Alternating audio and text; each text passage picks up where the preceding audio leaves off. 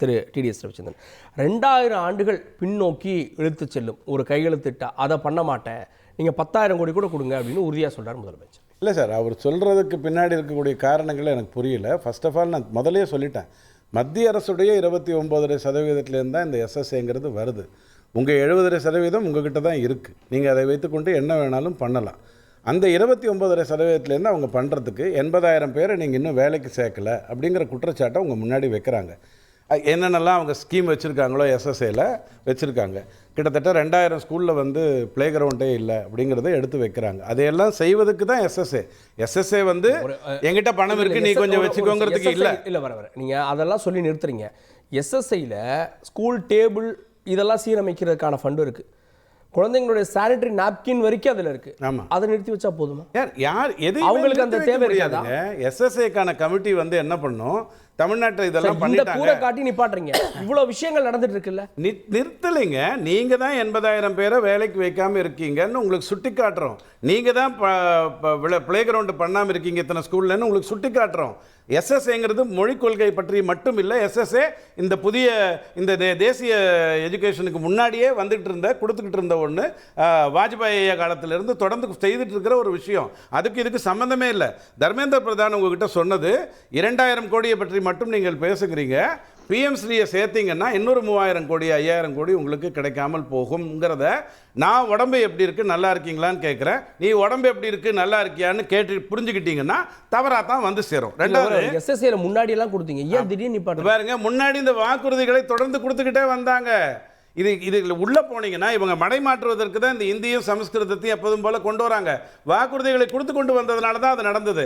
நீங்களே நான் எத்தனை விவாத மேடையில் ₹1 29 தான் தமிழக கொடுக்குதுன்னு திரும்ப திரும்ப சொல்கிற குற்றச்சாட்டை, ஐயா அது டைரக்ட் டேக்ஸை மட்டும் வச்சு பேசுகிறீங்க, டைரக்ட் டேக்ஸை பற்றி மட்டும் பேசக்கூடாது, மொத்த டேக்ஸை வச்சு பேசணும், மொத்த டேக்ஸில் பேசினா உங்களுக்கு தான் 70, மத்திய அரசுக்கு 29 பல ஆயிரம் முறை சொல்லியாச்சு. ஆனால் பத்திரிகை உலகம் இன்னும் அந்த 29 பேசிக்கிட்டு தான் இருக்குது. எனக்கு என்ன வேணும் அப்படின்னா, ஒரு கல்வி கொள்கை அப்படின்னா அது எப்படி இருக்கணும்னா, ஏழைகள் கூலிகளாக இருக்க வேண்டும். மிடில் கிளாஸில் ரொம்ப கீழ்த்தரமாக இருக்கிறவங்க ஏதோ ஒரு பொட்டிக்கடையை வைத்து கொண்டு இருக்க வேண்டும். மிடில் கிளாஸில் இருக்கிறவங்கெல்லாம் வந்து இந்த கிளர்க்காக மாதிரி போயிடணும். அப்புறம் மிடில் கிளாஸில் இருக்கிறவங்களாம் டாக்டராகவும் இன்ஜினியராக ஆகணும், பணக்காரெல்லாம் வெளிநாட்டுக்கு போகணும்னு இருக்கக்கூடாது. ஒன்று ஒரு காரணம் சொல்லிடுறேன். எனக்கு செய்யா நீங்கள் சொல்லிட்டீங்க, நான் ஒரு காரணம் வர்றேன். இப்போது நீட்டில் வந்து ஒரு பிரச்சனை வந்தபோது நீங்கள் என்ன தெரியுமா சொன்னீங்க, 12வது வரைக்கும் நான் பாடம் கற்றுக் கொடுத்துட்டேன், நீ டாக்டராக்கு, அவன் தேர்ந்தெடுக்கப்படணும்னு ராக்குன்னு சொல்லிட்டீங்க. அப்போ நம்ம என்ன சொன்னோம், இல்லையா இந்த மாதிரி ஒரு ஸ்கீம் இருக்குது, சுப்ரீம் கோர்ட்டும் ஒத்துக்கிருக்கு, இதுக்கு வந்து இந்த மாதிரி கோர்சஸ் இருக்குது, அப்போ ஏழைகள் வந்து பணம் செலவு பண்ணி தான் படிக்கணுமா அப்படின்னு நீங்கள் கேட்டீங்க. இப்போ அதே நியாயத்தை நான் உங்ககிட்ட கேட்குறேன். 3வது மொழியை ஒருத்தன் தாய்மொழியாக கொண்டிருந்தால் அவன் பணத்தை செலவு பண்ணி தான் கற்றுக்கணுமா?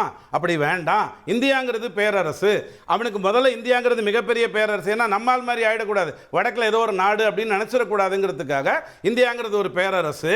இங்கே இந்த மாதிரியான மொழிகள் இருக்கு.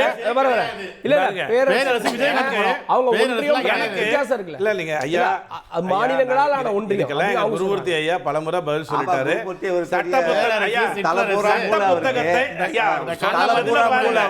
அவர் சொன்ன பதில பாருங்க.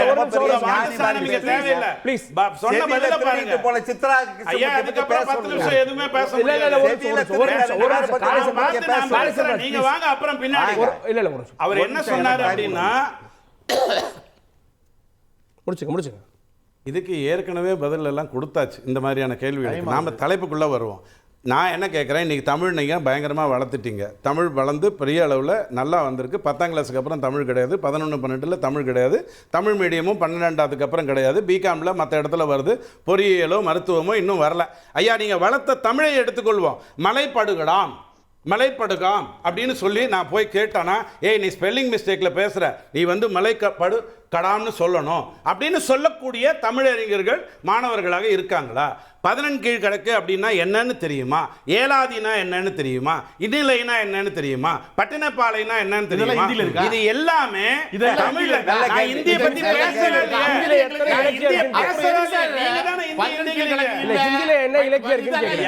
இந்தியில இருக்கிற இலக்கியத்தை படித்து என்ன இலக்கியம் இருக்கு ஒன்னு சொல்லுங்க. ஐயா எனக்கு இந்தி விவாதமே இல்லையா? அப்புறம் எது சொல்றீங்க? விடுங்க.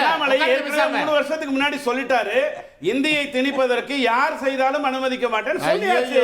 நீங்க சும்மா இந்தின்னு புருடா விட்டுட்டு இருந்தீங்கன்னா நான் என்ன பண்ணோம்? ஐயா, வேறு பூரா விஷத்தை வளர்த்துக்கிட்டு இருக்கீங்க.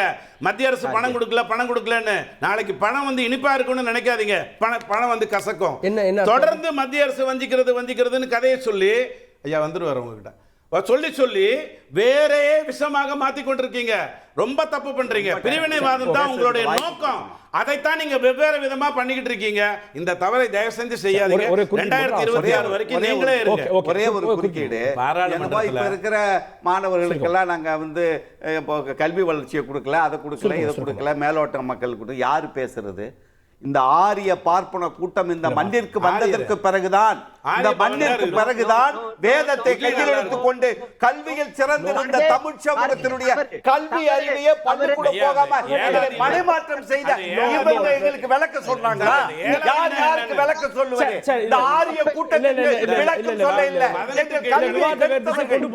வாழ்க்கை நாசமாக்கியவர்கள் எங்கள் பண்பாடு கலாச்சாரத்தை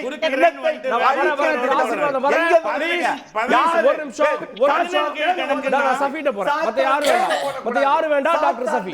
நோ நோ நோ டாக்டர் சஃபிட்ட மட்டும். திரு சஃபி அவனுக்கு தமிழை என்ன சொல்லி கொடுத்தீங்க? போகாது சார், நீங்க எல்லாரும் பேச அனுமதிக்க முடியாது. எல்லாரும் பேச அனுமதிக்க முடியாது. டாக்டர் சஃபி மட்டும் கல்வியை பத்தி பேசுறது. சஃபியோட ஆடியோ மட்டும். சஃபி நோ நோ சஃபி சஃபி இல்ல சார் சார் சார் சார் நீங்க ஆனர்ல இல்ல, புரிஞ்சுக்கங்க. ஆனர்ல இல்ல சஃபி சஃபி இதுல ஒரே நிமிஷம் இல்ல அதுல இல்ல சார் சார் பிரேக் விட்டுறேன். காரை ஒரு நிமிஷம் புரிஞ்சுக்கங்க. சஃபி இதுல இன்னொரு குறியீடு சொல்றாரு. தமிழக அரசு மாநில அரசு நிர்பந்திக்கு இல்ல தமிழக அரசு மாநில அரசு 356 இம்ப்ளிமெண்ட் பண்றதுக்கு ஏதோ ஒன்று பண்றாங்களோன்ற வாதத்தை வேற வகையில் அவர் வச்சு 356 எல்லாம் பண்ணவே வேணாம், இவங்களை வச்சே செய்யலாம், இவங்களை செய்யலாம். அதோடைய பொருள் என்னப்படுது? இவர் வேற செய்யணும் அதெல்லாம் இல்லை சார். ஒரு இவ்வளோ நாள் இந்த டேக்ஸ் டெவல்யூஷன் இப்போ அண்ணன் கூட வந்து இந்த டைரக்ட் டேக்ஸ் இவ்வளோ கொடுக்குறோம் 29, 71 இதெல்லாம் சொல்கிறாங்க இல்லையா. ஒரு சின்ன விஷயத்தை மட்டும் நான் கிளாரிஃபை பண்ணுறேன். ஸ்டேட்டை இருந்த ஒரு சில முக்கியமான வரி விதிப்புகள் இருந்துச்சு பார்த்தீங்களா.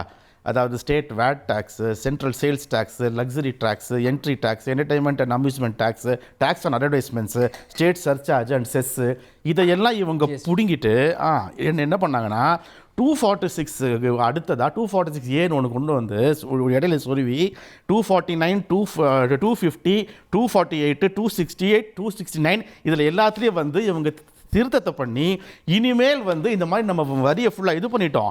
இந்த மாதிரி இவங்களுக்கு வந்து எல்லா மாநிலத்திலும் வரியை விதிக்கிறத வந்து நம்ம பிடுங்கி வச்சுருக்கோம், யாரும் ஒன்றும் பேச முடியாதுன்னு சொல்லிட்டு சொன்னாங்க.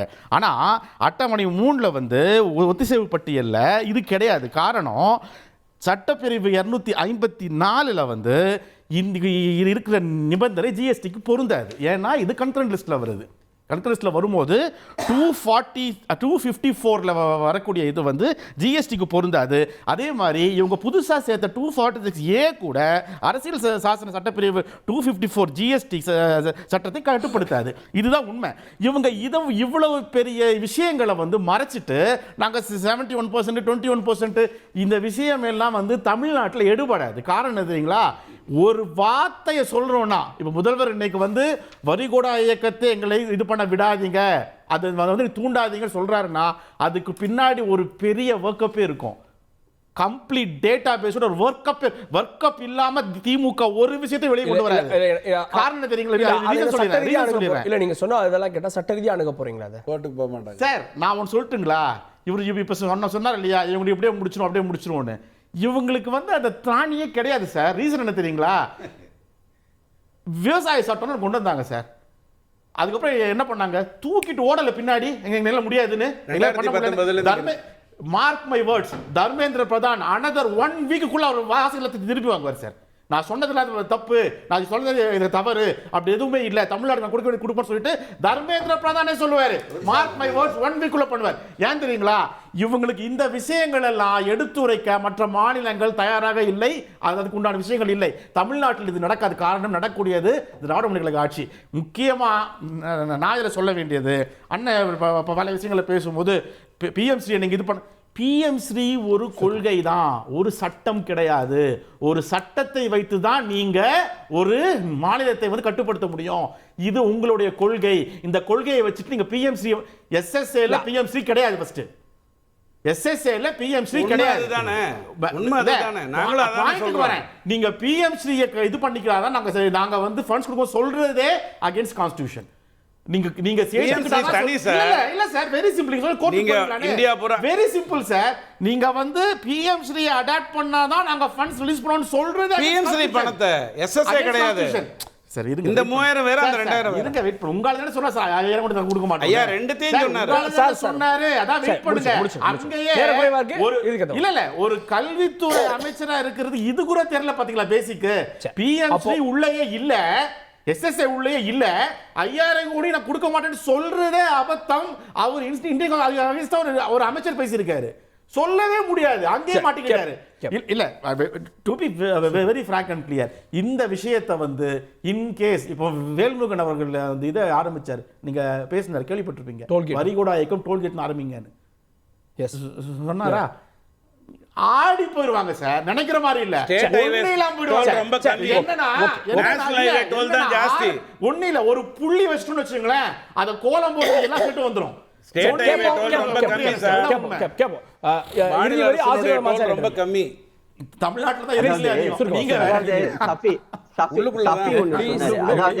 தர்மேந்திர பிரதான் அவர்களுக்கு வந்து இத பத்தியே தெரியாதா? அவர் வந்து எஸ்எஸ்ஏ தனி, பிஎம்ஸ்ரீ தனி அப்படின்னு. சார் அவர் வந்து நேத்து ஒரு நிமிஷம், நேத்து வந்து என்டிடிவி சேனலுக்கு வந்து பேட்டி கொடுத்திருக்காரு. தமிழ்நாட்டிலிருந்து ஒரு முக்கியமான ஒருத்தர் அரசு சார்பாக வந்து என்னை சந்தித்து பேசினார். பிஎம்ஸ்ரீ திட்டத்துக்கு நாங்கள் ஒத்துக்கொள்கிறோம் என்று சொல்லிவிட்டு சென்றார். ஆனால் அரசியல் காரணத்திற்காக அதிலிருந்து அவர்கள் விலகி சென்றார். அன்பில் மகேஷ் அவர்கள் போராட்டத்தில் விளக்கம் கொடுத்தாரு. நாங்க வந்து இத பத்தி ஆலோசனை பண்ணிட்டு சொல்றோம் தான் சொன்னோம். அத அவங்க ஒப்புதலா எடுத்துக்கிட்டாங்க. இல்ல, அவர் வந்து ஒத்துக்கொண்டாரு. அவர் வந்து நேத்து சொன்னாரு இதுவரை அதுக்கு வந்து சுருக்கமா இறுதி கருத்து சார். ஏன்னா நீங்க சொல்றீங்க இல்லீங்களா, திரும்பி திரும்பி எஸ்எஸ்ஏ வேற, பிஎம்சி வேற. சார், என்னைக்கு வந்து என்இபி 2020 வந்துருச்சோ அந்த என்இபி 2020 இம்ப்ளிமெண்ட் பண்றதுக்காக தான் சார் அதுல எஸ்எஸ்ஏ காம்பனன்ட் நம்பர் 1 அதுதான். பிஎம்சி வந்து என்இபி இம்ப்ளிமெண்டேஷனோட மாடல் பள்ளிகளா உருவாக்கப்பட்டதும் அதற்கு தான்.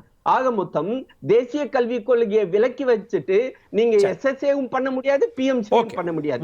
இறுதியாக என்னுடைய ஒரே ஒரு கருத்து கூட்டாட்சி தத்துவத்தை பத்தி மிக வேகமாக காரை செல்வராஜ் அண்ணன் வந்து குரல் எழுப்பினார். கூட்டாட்சி தத்துவத்தை நாங்களும் மதிக்கிறோம். திரு நரேந்திர மோடி அவர்கள் குஜராத் சிஎம் இருக்கும்போது நரேந்திர மோடி அவர்கள் அவர் வந்து முதலமைச்சராக இருக்கும் பொழுது இங்கு உள்ள பிளானிங் கமிஷன்ல வந்து நாட்கணக்காக வந்து காத்திருந்து செய்திகளை உடனுக்குடன் தெரிந்து கொள்ள உடனே சப்ஸ்கிரைப் பண்ணுங்க.